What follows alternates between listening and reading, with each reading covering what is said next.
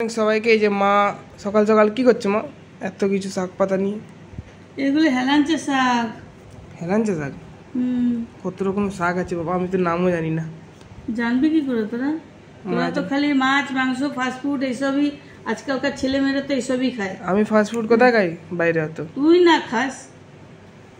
খায় তো fast food. এত ফাস্ট ফুডের দোকান যে লাগে, তো কোথায় যায় এগুলো? সব বাচ্চাদের পেটেই তো যায়।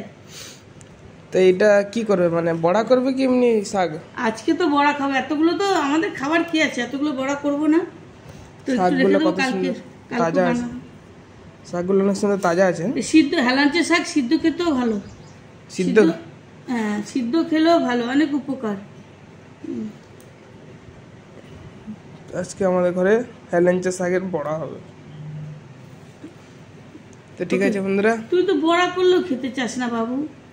খাই তো, মানে বড়া আমাকে অতটা ভালো লাগে না। কেন কি না, খেয়ে দেখ, গরম গরম পুরো মচমচে করবে, এত সুন্দর না গোটা গোটা বড়া হবে।